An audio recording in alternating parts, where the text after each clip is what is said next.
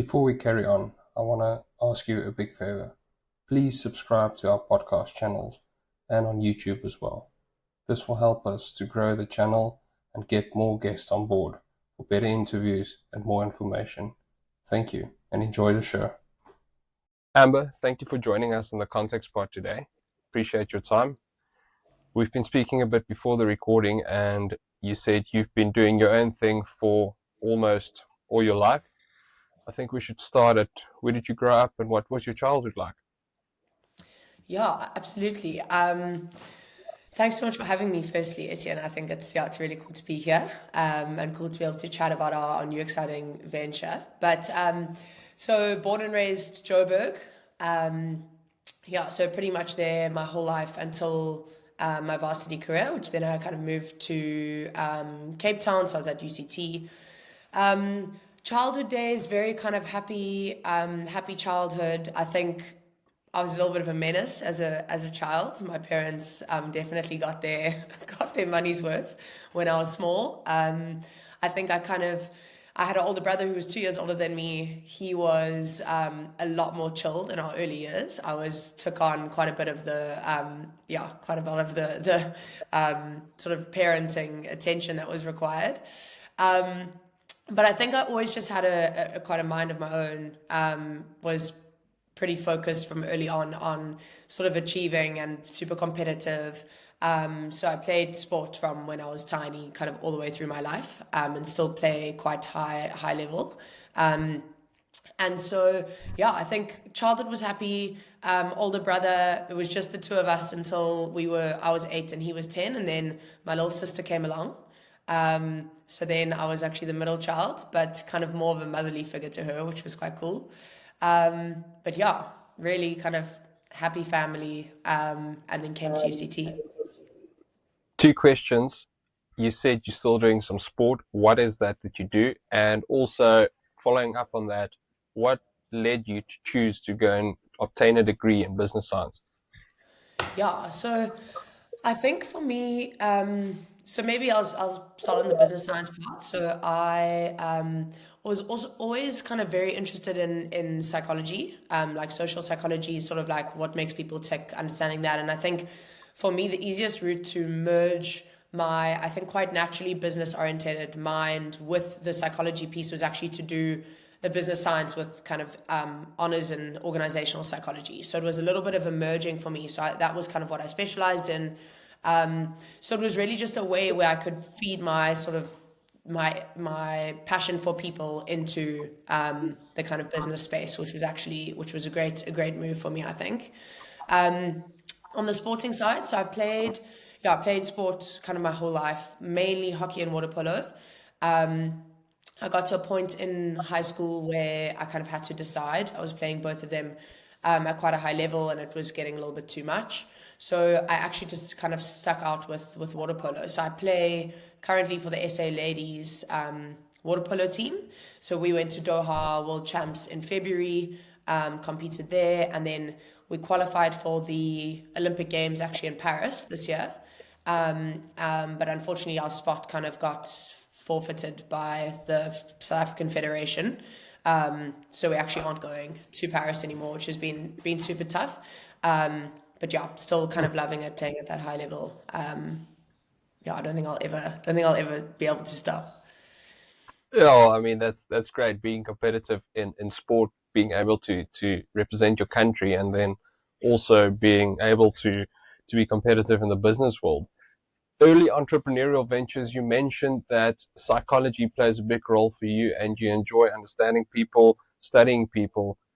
What are the lines that you draw between your early entrepreneurial ventures and the psychology of people, as you rightly said, into the business field? Yeah, I think that's a great question, actually. I think, to be honest, like a lot of because early on in my career I got straight into the startup space. I mean, I never went corporate. I literally straight out of varsity, kind of, I think through one or two connections and networks, sort of started building a network in the startup space. And pretty much all of the ventures that I've worked for previously, I joined early on, whether I was kind of like super early on or sort of middle phase. I think I was always kind of there in the beginning, and I think it really just kind of was a showcase to me as in terms of that's where I want to be, and that's where I want to expose myself to that sort of exponential growth.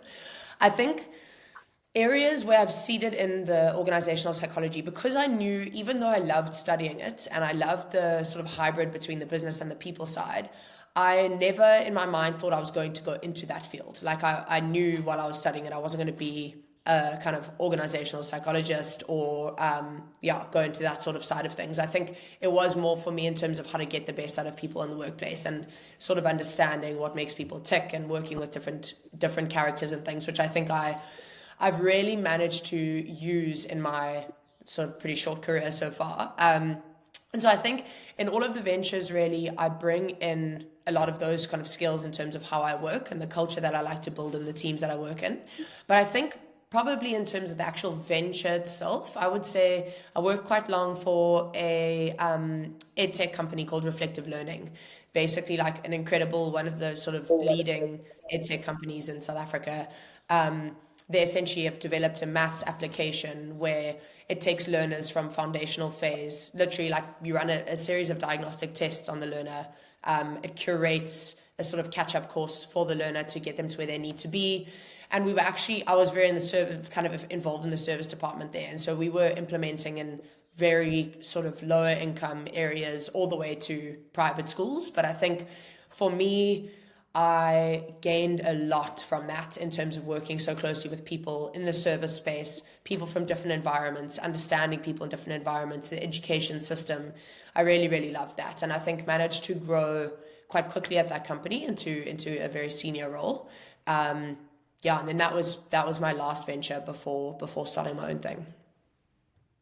Do you think there's any direct resemblance between playing competitive sports and business?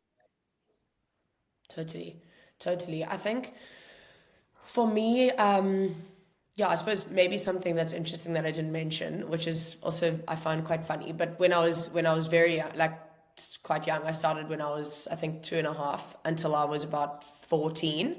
I actually myself and my whole family, so my mom, my dad, my brother, we all competed for the South African Taekwondo team, which is so Jeez. crazy. But my mom was like the assistant coach. It was like a whole family affair. We traveled like all over the world from like Russia to Malaysia to Sardinia to compete in the world champs, which was amazing. Well, that But must I have think been an awesome experience doing that with your family. I mean, there's not well, a lot of families that get the chance to do that in a sports sense.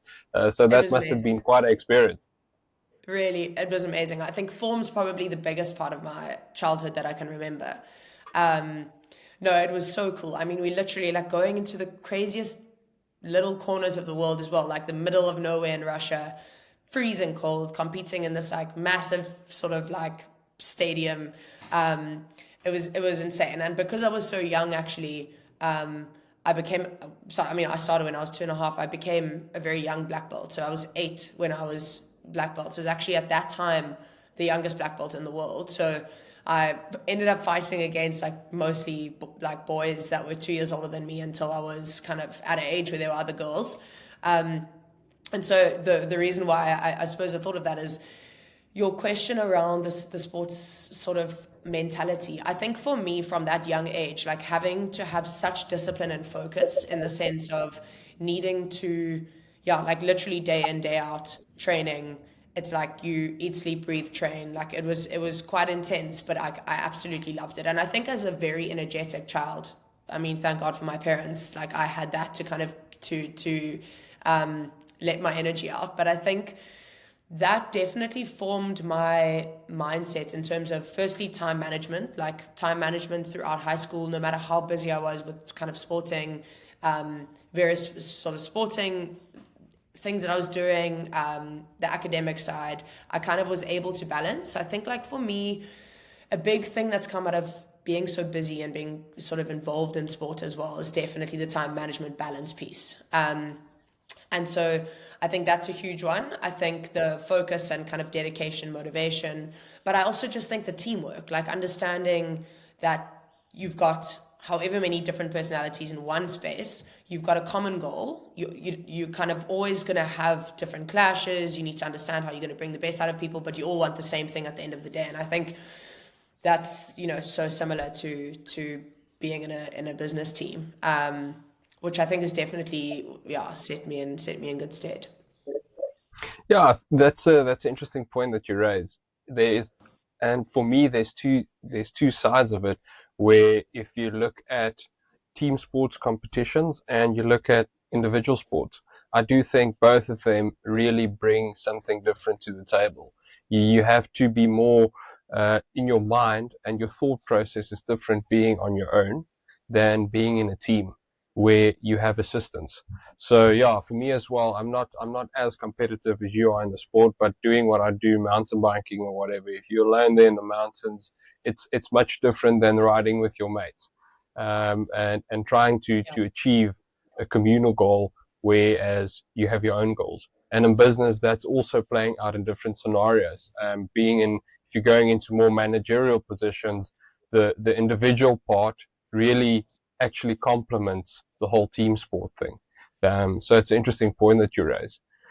Well, let's go further on. You started a company called FARO. Tell us more about it. I'm going to let you dive into it and tell us about it. Yeah, so I know it's if you kind of looking at it, the website, I think it gives a certain view on it. So to be honest, I think our social media at the moment definitely gives a better read. But essentially what it is we basically kind of identified how massive the overstock and return stock problem is, sort of from e-commerce, for e-commerce and fashion companies globally, right? I mean, you've got these massive brands that have to over manufacture, and they sit at the end of the season with a huge amount of overrun stock that ends up in the landfills, that ends up being burnt. That's quite literally brand new branded stock, right? And so I think we identified the problem there.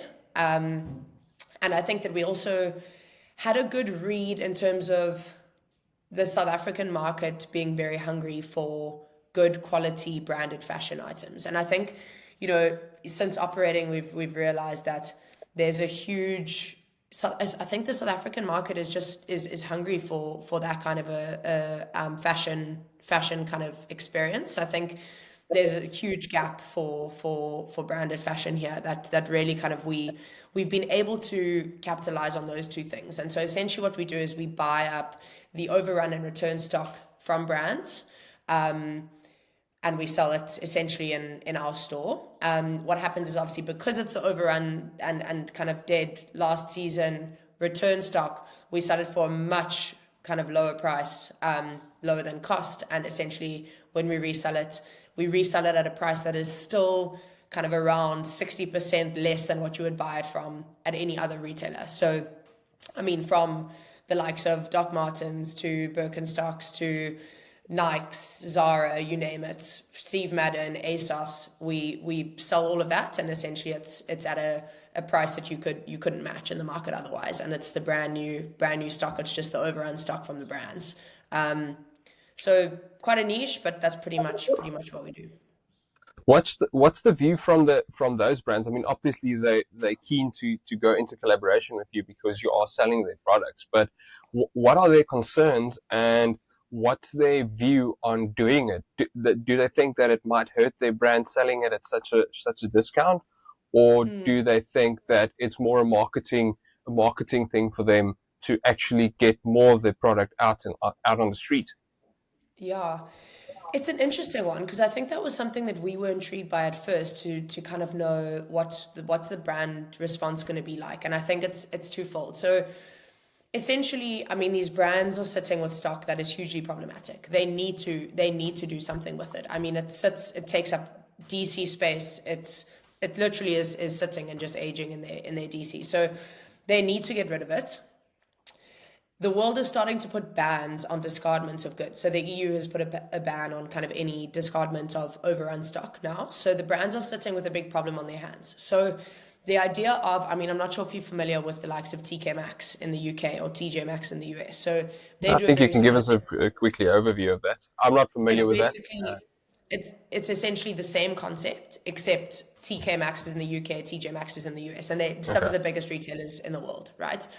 The problem I think with these kind of these retailers is that they are positioned in a location where they are cannibalizing a little bit on the brand's market. So, for example, the likes of ASOS, the likes of Calvin Klein, Tommy Hilfiger, etc.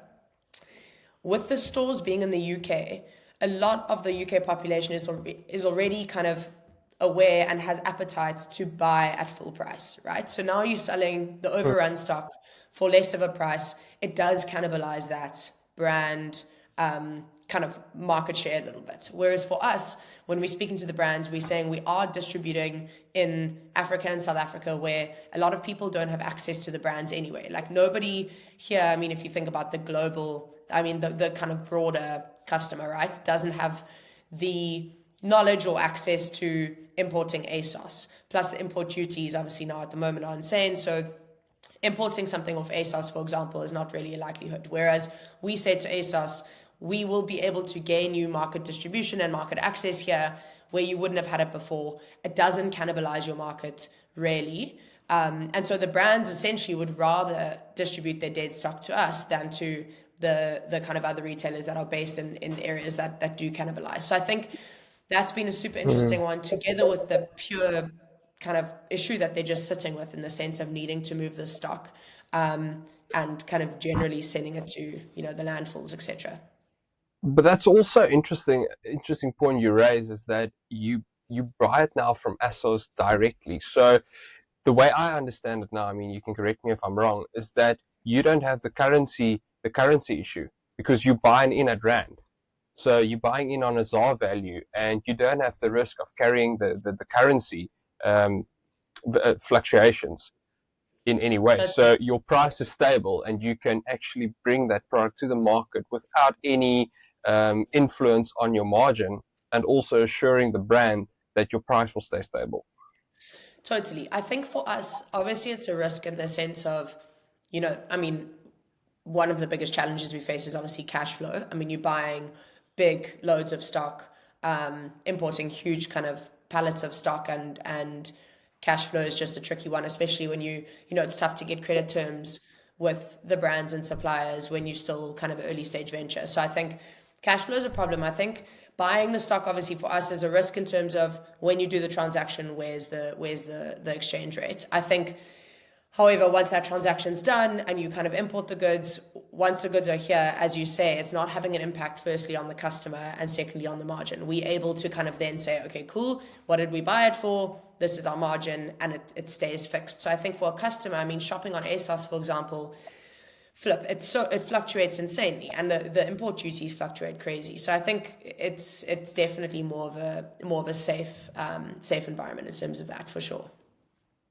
Yeah, and South Africa is very price sensitive, as you mentioned, to any price fluctuation in these kind of markets. Not only luxury goods, but also let's take anything actually. It's a very price sensitive market, whereas the UK market might be in a place to absorb more of this price fluctuation, as is the US. I think the US is at a state where it's not as welcoming to the price fluctuations, but South Africa is obviously very sensitive to that. Two questions going out for this is that the three brands, what are your top three brands that you work with? And second question, what are the top five items that you would say you mostly sell? Sure. Um, I think, look, in terms of top five items, that's tough because we generally have, I mean, we've got literally men's, ladies, apparel, accessories, sleepwear, underwear, Hmm. footwear, you Yeah, name it. well, So broader market, would it be people buying? Obviously, it's also seasonal, but would it be more t-shirts? Would it be? it's a difficult question, but Yeah. yeah. So I think we've got a range of kind of like a huge variety of items. I think what we've seen a huge uptake, and like you say, very seasonal, is this winter we've had incredible puffer jackets, like down feather, like proper beautiful quality puffer jackets for a price that you literally will not find anywhere else. Like it is insane. I mean, yeah, we've had down feather puffer jackets going for like 5.99, 4.99. Like it's crazy. So I think we've seen a massive uptake in our winter jackets over this season, especially in the last 10 days of it being absolutely freezing in the Western Cape. Um, but yeah, I mean, I would say generally our items are so broad. I mean, we've got really beautiful like handbags, really cool footwear, like a range of different footwear from formal shoes to heels, to sneakers, boots, like you name it. So variety is definitely, I think, key in our model as well. Top brands, I would probably say, if we're thinking about clout in the South African market, I would say Zara and Steve Madden probably are, they've got huge clout here and we've managed to kind of lock those brands in. Um, so that's been big. And then I would just say in terms of variety, probably ASOS. I think ASOS partnership has been great and gives us a broad. I mean, because obviously ASOS have got a huge amount of the brands on their marketplace as well. So we get their home brand, but also all of their kind of overrun branded stock. So I think they've been a good, and also ASOS home brand being super on trend, but very affordable, like in the sense of when we resell ASOS home brand in our store, it's really affordable and the quality is good, but it's also on trend. So it brings a little bit of a mix of, if we're buying Calvin Klein, it's Calvin Klein's always going to be slightly less kind of faddy on trend items, but really kind of classic, beautiful pieces. And then you've got the likes of Pull and Bear, Bershka, Zara, ASOS home brand, who are more on the kind of on the trend. So it gives us a nice variety. I just want to understand your business model. Is it only online that you sell, or do you have physical stores? You obviously must have some kind of distribution center where you have all the stock. How does it work? Yes. So we have a distribution center, centralized DC in Western Cape. And then we only brick and mortar stores at the moment. So we've got two in the Western Cape. Our first one was in a mall in Mitchell's Plain called Promenade Mall, super busy trading mall in South Africa. So that was our first store, a little bit of a trial store, a bit smaller, about 250 squares. And then we've got N1 City. N1 is 500 squares, so double the size of Promenade. And then we've got the Glen in Joburg, which is also 500 squares. So they're both big stores. So got three at the moment, and got quite an aggressive rollout plan. We've got quite aggressive investors, and we need to roll out quickly. So we probably going to open another two this year, I would say. And then probably another sort of 200 by 2030. That's the Sure. that's the goal. Yeah. Sure, that's a big expansion plan. With interesting for me with the current market trend, everyone buying online, everyone doing Temu and 60/60 and whatever else there is. Is there a plan to go more online with your brand, or do you stay with the business plan that you currently have, being bricks and mortar stores? It's a good question. I think, look, there's no disputing that the kind of online shopping is becoming bigger and bigger. I think though the South African market, the broader South African market, I think hasn't developed yet the trust in online shopping. I think it's also just kind of digital integration is limited, right, in the broader South African market and African market. I think people are used to brick and mortar stores. I mean, the brick and mortar retail model has been proven again and again in this country and in Africa. Obviously, looks slightly different in the likes of Kenya, etc. But I mean, it's definitely a model that's been proven. I think the online space is tricky in the sense of everything that we're bringing in is a unique SKU number. So we don't have item depth. So we don't have one item in size extra small to double XL, right? It's like one item, one size. So it's a little bit of like find your hidden treasure, licorice, all sorts type of elements. So doing that online operationally is tricky.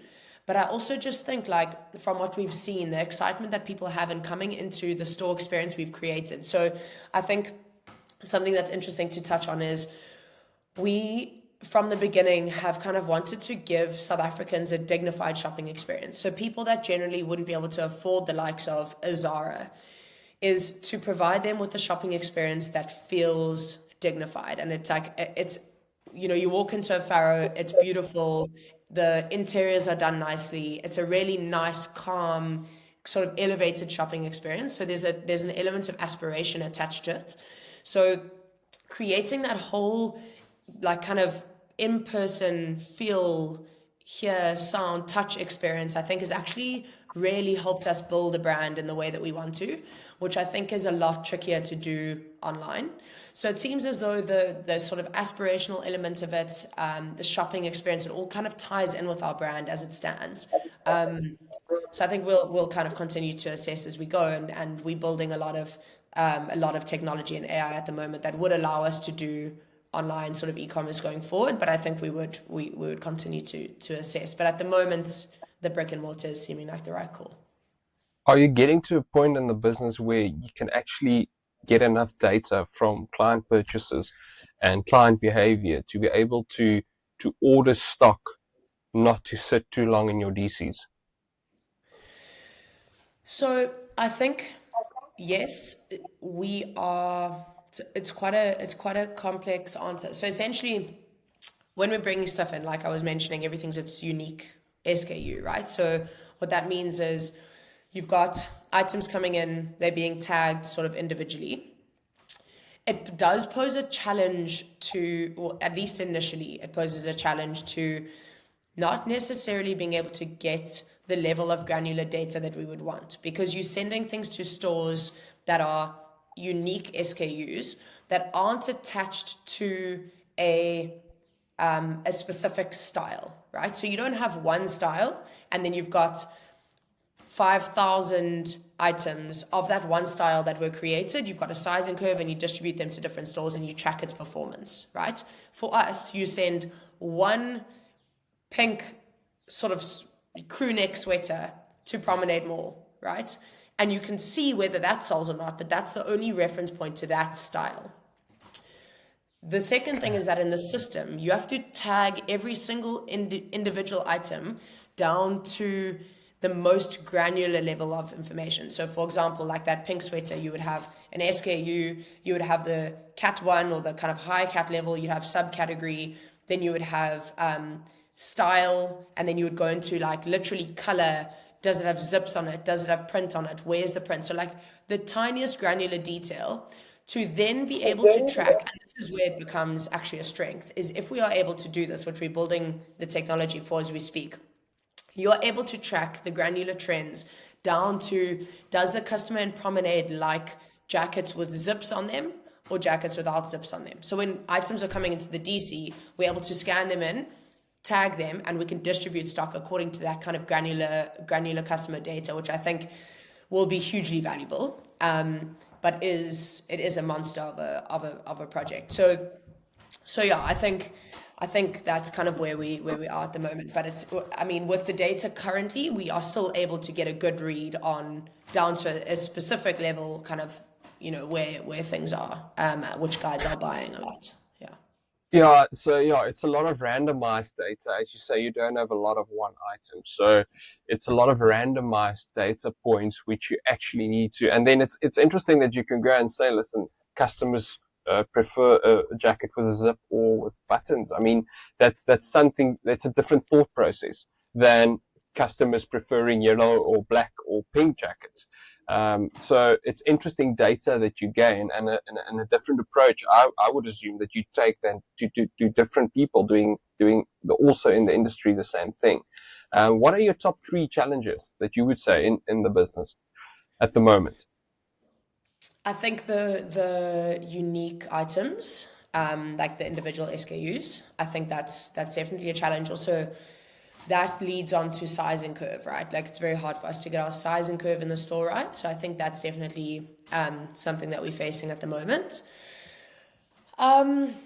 I think the cash flow element is something that is tricky. Just like I mentioned, getting the kind of credit terms as a early stage ventures is tough, and so like cash flow is something we're having to have really tight sights on. And then I would probably say finding the right talent, just finding the right talent at the right time, knowing when the right time is to expand, and yeah, just finding really kind of strong talent at the right price is a constant battle. Yeah, and logistics, I would assume, would also be something in your business that is, because that's something eating up margins quite quickly. How do you go about keeping that all on track? Do you have your own vehicles on the road distributing? Do you use another company? And obviously, how does it work around that? How do you go about keeping that margins as tight as possible and as stable as possible for you?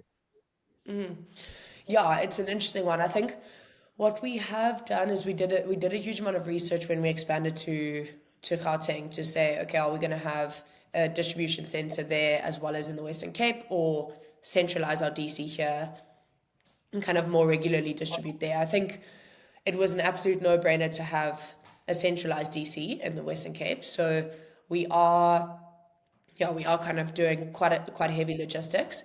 We are bringing it all in house though. So at the moment we've got everything in the Western Cape is totally in house. And at the moment we're building the capability to have all of our own vehicles, all of our own kind of in-house logistics. Essentially, I think that's the only way to go to save the margin for sure. Yeah, in that sense, I think that's as you say, that's the only way to actually keep that cost down and keep your hand on that cost, because that's something that could run away quite quickly and damage the margins quite highly. If you could change something, if there is something that you could change in the journey of entrepreneurship and business that you've been on, I mean, there might be several things or there might be nothing. What would it be? I think for me personally, it would probably be having early on in my career strong kind of female founders as a reference point. Um, I think, I think as a kind of young female entrepreneur, I think we're seeing more and more female founders. Like today, I mean, I just think about the network that we've managed to create is kind of becoming substantial. But I think it would have saved me a lot of sort of the internal journey, I suppose, of learning to take up space as a female founder and making sure you have a seat at the table and things like that. I think having a reference point to strong female founders would have definitely be something that would have helped me. Yeah, the industry is quite different in a way that it's different being a female walking into a boardroom to raise capital than being a male doing the same thing and the approach there too. So yeah, that's maybe some good advice for someone that's looking at going on their own journey and being a female is get mentorship. I think from my side, anyone who wants to venture into doing their own thing should have mentorship. I realized this as well a bit later, but because at some stage in your life you think that you know everything and you can figure everything out, which is true, but in a sense that you need someone to mentor you through the right process and the right process, the thought process to get to a conclusion that actually makes sense. So that's a very valuable point you raised. If you have to have one piece of advice, except for having mentorship, for individuals who want to start their own journey, who want to start their own business, might it be online, might it be bricks and mortar, whatever it is that they want to do, but do their own business and be in charge of their own income, what would it be? Yeah, I mean, I think I would agree with the mentorship piece. I think for me, I would probably say if you have that sort of entrepreneurial juice inside of you, that it's probably not going to go away. And so I would, in my mind, like if you've got that kind of inkling that's festering, is to probably test it early on and start sooner rather than later. I think when you're early in your career, you kind of often have more flexibility and room for the setbacks to kind of be a forming piece in terms of where you want to go, where your North Star is. I think the sooner you can start, I think it allows you a little bit more of a grace period to kind of get going with the entrepreneurship journey. But I think, yeah, so it'd probably be to start sooner rather than later, and also trust in the fact that if you've got that, yeah, if you've got that drive inside of you, I think it's probably gonna remain there until you give it some airtime. Yeah. I've listened to an interesting podcast earlier this week, and they said that the guy said it's very important to know that you need to fail fast. The worst thing that can happen to you in business is to fail slowly. Is for something to be there and a light at the end of a tunnel, but the tunnel never ends. It's rather fail fast, move on, start something new, do something different, than staying in the same boat and failing slowly. And when you get to 50, 60 years old, you've lost everything. Whereas if you're young, get to know the talent, what you're good at. And if that is building businesses and running businesses, then go for it and find the business that works for you. And Yeah. if you fail, it's fine. Just fail fast. Cut your losses, go on. So that was very valuable for me because everyone, except for the Jewish community, mostly people think that if you fail, everything is over, where they actually embrace it. If you fail, they see it as the learning curve and you need to fail. So that's very interesting that you said as well. Do it and do it quickly. And if you have that inclination to be an entrepreneur, then go for it. Totally. Amber, is there anything else from your side that you would like to raise to the No, community? Etienne, I think that's all good for me. I just want to say thank you so much. Yeah, I think this has been such a lovely conversation. Really great to just chat through some things and hopefully gives you a little bit more insights into what we're doing at the moment. Yeah, thanks for having me on the podcast. I really appreciate it. Thanks to you. I think it's for everyone listening and the broader South Africa. It's very inspiring to still see the growth in South Africa, seeing people building businesses and actually believe in South Africa, putting in their capital and growing businesses and creating jobs. Because there was certainly a time in the past where people said, no, this is not a good thing in South Africa. We're not putting in money, and we can see the slow progress of coming back and people putting in money and time and effort to grow the economy further. And thanks to people like you that's building businesses, providing jobs, that's a great thing. Amber, thank you for Thanks, your Etienne. time. I I appreciate appreciate it. it. And we will definitely have a follow up when you have those 200 or 300 stores, hopefully soon. We're going to chat again and we're going to find time in your schedule. Thanks a lot. Appreciate the time. I love that. Thanks so much. We'll chat soon.